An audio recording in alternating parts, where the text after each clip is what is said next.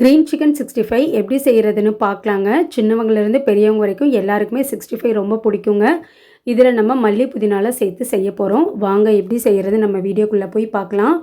அதுக்கு 1/4 டீஸ்பூன் அளவுக்கு சீரகம், காரத்துக்கு 4 பச்சை மிளகா, 2 கைப்பிடி அளவுக்கு புதினா கொத்தமல்லி சேர்த்துட்டு நல்லா மைய அரைச்சி எடுத்துக்கோங்க. 3/4 கிலோ அளவுக்கு சிக்கனை கட் பண்ணி க்ளீன் பண்ணி வச்சுருக்கேன். நம்ம அரைச்ச பேஸ்ட்டையும் சேர்த்துட்டு இது கூட கார்ன்ஃப்ளவர் 2 டேபிள் ஸ்பூன் சேர்த்துருக்கேங்க.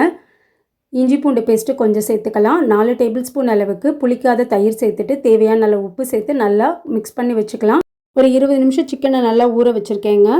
இப்போ பொரிக்கிறதுக்கு தேவையான அளவு எண்ணெய் சேர்த்துக்கலாம். அடுப்பை மீடியம் ஃப்ளேமில் வச்சுக்கோங்க. கொஞ்சம் கொஞ்சமாக சிக்கன் சேர்த்துட்டு ஒரு 2-3 நிமிஷத்துக்கு அப்புறம் இன்னொரு பக்கம் பெரட்டி விட்டுடலாங்க.